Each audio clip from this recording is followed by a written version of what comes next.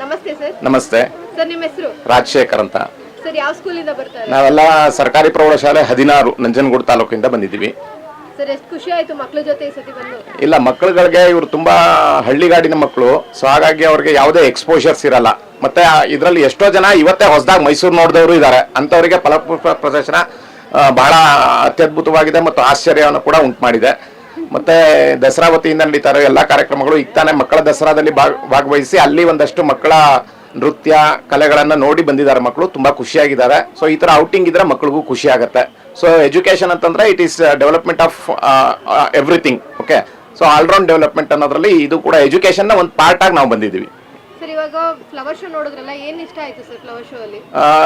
Flower show ನಲ್ಲಿ ಎಲ್ಲಾ ಫ್ಲವರ್ಗಳು ಚೆನ್ನಾಗಿದ್ದಾವೆ. ಮತ್ತೆ ಬಹಳ ಮುಖ್ಯವಾಗಿ ನಮ್ಗೆ ಇಷ್ಟ ಆದದ್ದೇನು ಅಂತಂದ್ರೆ ಅಲ್ಲಿ ಒಂದು ಇದ್ ಮಾಡಿದಾರಲ್ಲ ಗಾಂಧಿ ಭವನ. ಸೊ ಅದರಲ್ಲಿ ಗಾಂಧೀಜಿಯ ಎಲ್ಲ ಥಾಟ್ಸ್ ಗಳನ್ನ ಹಾಕಿದ್ದಾರೆ. ಅದು ತುಂಬಾ ಇಂಪ್ರೆಸಿವ್ ಆಗಿದೆ. ಮತ್ತು ಅಲ್ಲಿ ಸ್ವಾತಂತ್ರ್ಯ ಹೋರಾಟ ಕ್ವಿಟ್ ಇಂಡಿಯಾ ಇದ್ರ ಟೈಮಲ್ಲಿ ಉಪ್ಪಿನ ಸತ್ಯಾಗ್ರಹ ದಂಡಿದು ಮಾರ್ಚ್ ಒಂದು ಹಾಕಿದ್ದಾರೆ. ಸೊ ಅದು ಮಕ್ಕಳಿಗೆ ತುಂಬಾ ಅಟ್ರಾಕ್ಟಿವ್ ಆಗಿದೆ. ಸರ್ ನೆಕ್ಸ್ಟ್ ಥೀಮ್ ಕೊಡ್ಬೇಕು ಅಂದ್ರೆ ಏನ್ ಕೊಡ್ಬೋದು ಸರ್ ಗ್ಲಾಸ್ ಹೌಸ್ ಅಲ್ಲಿ? ನೆಕ್ಸ್ಟ್ ಥೀಮ್ ಮಕ್ಕಳ ಹಕ್ಕುಗಳ ಬಗ್ಗೆ ಕೊಟ್ಟರೆ ಒಳ್ಳೇದು ಅಂತ ನನ್ನ ಅಭಿಪ್ರಾಯ. About child rights. ಯಾ